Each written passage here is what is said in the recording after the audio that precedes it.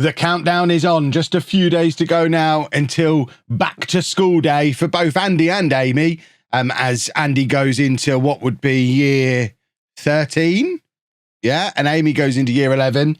And we finally have taxi bus transport information for Andy, and preparations have begun. It's been a long wait. If you haven't been tracking the full story all the way through, since we moved back in October now, so we're going back 10 months, we moved house. That was Andy's last day at his previous school, and it then took a long time to find a new school in this new area. He was at home with me while Anna was at work until April time, and it actually coincided. It wasn't planned this way, but it worked perfectly in the end, that Andy's first day at his new school that he's at now coincided with Anna's first day of not being in that job anymore. So she was actually able to get fully involved in helping me get him into school, because I have no idea how I would have got him into school on my own if Anna had still been at work during that time when he was starting his new school. But he started that school in April. The plan was for the first month or so that he was there, I would be driving him to and from school every day while they arranged some transport. Because we live far enough away from the school for him to be entitled to transport. It's not an autism thing. It's not a disability thing. It's purely we live so far from his nearest suitable school provision that he's entitled to free school transport. That's the way it is for all kids in the UK. I've had a few people question in the past why we're sending him in on a bus when we could just drive him in. Well, it's because we're entitled to that, and everyone in the UK is entitled to that. I think it's if you live more than 2 miles away from the school that you attend, and Andy lives considerably more than 2 miles away from the school that he's attending, and it's the nearest suitable school. It's the nearest special needs school. I don't even think there's a mainstream secondary school within 2 miles of where we live. So I think regardless of what school he went to, he would be getting the free school transport. I actually put a pin in that for a moment, because I don't know that he would. I think he would have done previously. We've never had to look into this because the rules haven't ever applied to any of our kids. But I think once you hit 16 and go into post 16, I think you do have to start making a financial contribution if you're in mainstream. But because he's at a special needs school, it continues to be free the way it would be for all under 16 children. So I might have the rules slightly wrong, but either way, he's entitled to free school transport.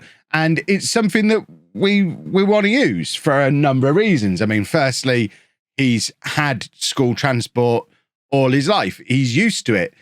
He's used to getting the bus to school or a taxi or whatever it might be.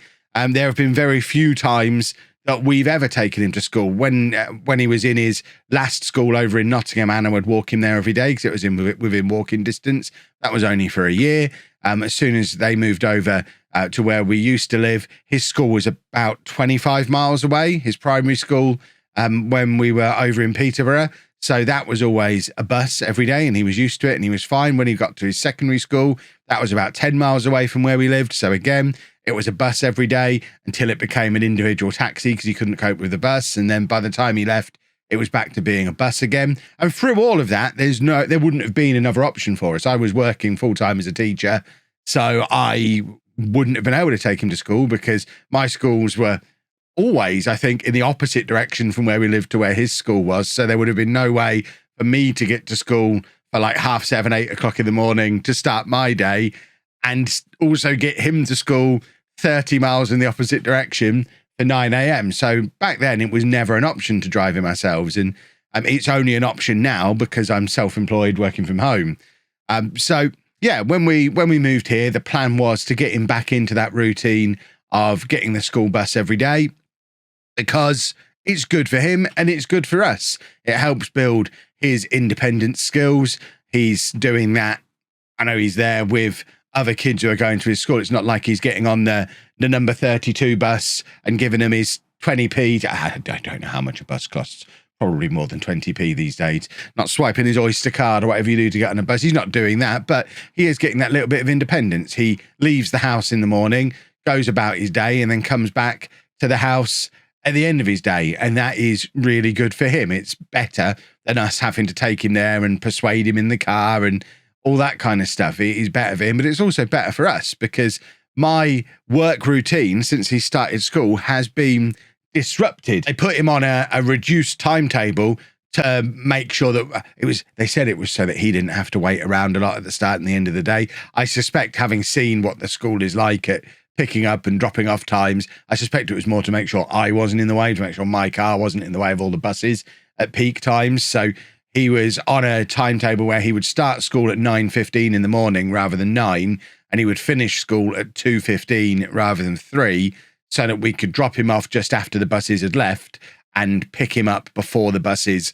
started to arrive. So he was on a much shorter day. So what that meant, because we're like 15, 20 minutes away from his school, we could leave here at 9 o'clock in the morning and he'd be home by 2:30, 3:15 every single day. So he was on very short school days, shorter than he's ever been used to before.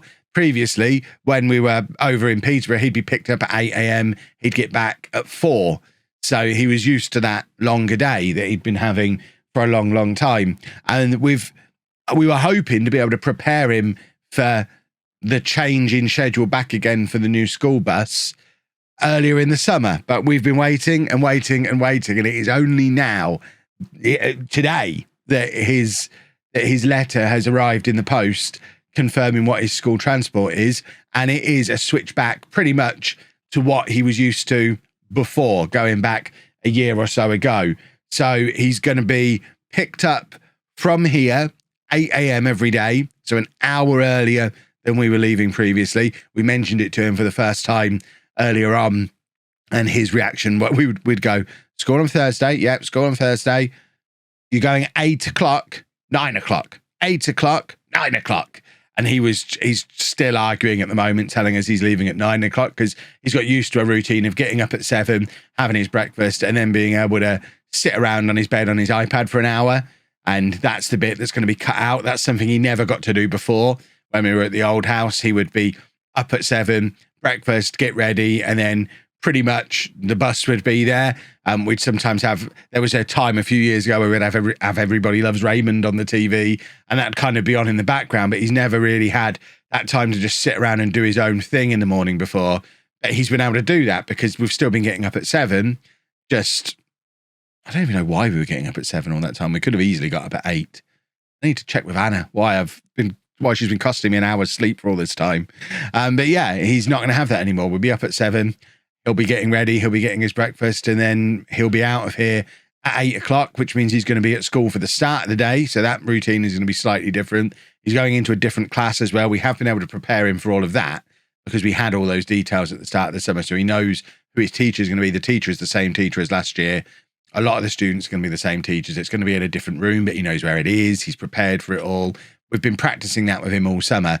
So the big change we've now got to get across over the next 5 days is that he's leaving home at 8 rather than 9.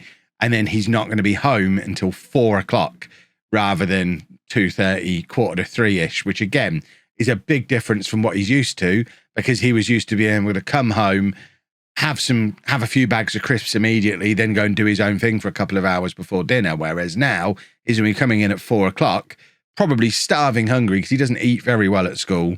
And we might have to get into the habit of just giving him his dinner at 4 o'clock, maybe. I'm not really sure what we're going to do, but yeah, it's going to be longer days for him. So I imagine he's going to be quite tired as well these first couple of days. We are lucky that the first week is only a 2-day week to get him settled in. So it's going to be Thursday and Friday this week. I suspect by end of day Friday, he is going to be absolutely shattered. And then he's got to go into the whole of next week. And I think the end of that second week, the first full week, we're going to put some kind of incentive in place for him to persuade him to go, because I suspect he'll go in fine on the first day, because he is looking forward to going back. I think he is getting a little bit bored at home now. So I think he is looking forward to going back to school.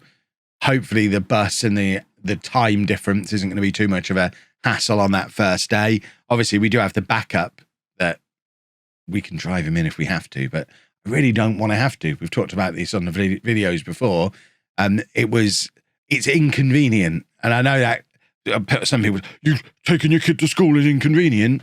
Well, yeah, it is, because it takes an hour out of my day, probably an hour and a half out of my day every day, which might not sound like a big deal, but you accumulate that over a week, and an hour and a half a day over 5 days. What's that? 7.5 hours over the course of the week. So that's a full day each week being taken out to take Andy to and from school, which when you create as much content as I do and you work as long hours as I do, you take a full day out and you have to put that full day back in again. So I've been working a lot of weekends. I've been working late into the evenings ever since April. So until the summer holidays started anyway. So sort of that April to July 2 or 3 month period, I was working some insane hours to fit that in.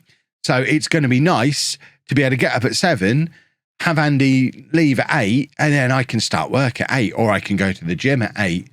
Not allowed to do that yet. I could go for a walk at 8, and I can get back to where we were doing it before. Because a year ago, when we were living in Peterborough, I had my work routine down. I would start work at like 8:30 in the morning after Andy had gone to school, and I would have my work for the day finished before he got home by 4 o'clock. So I could then come back into the house. I could make dinner. We could do whatever we needed to do that day. And then like 3 or 4 nights a week, I would then go back out to the garage and stream in the evenings. At the moment, it doesn't work like that at all. I am still well into the day when we have to leave to go and pick Andy up. And then I'm coming back and I'll get to 5 o'clock and I'm not necessarily finished. And then I'm having to pick up more in the evenings. And it's meant cancelled streams and late nights and weekends, and it's going to be good to be back into what I would consider a proper routine again. Just got to hope it works. Stay tuned for the end of the week for back to school. It's going to be fine.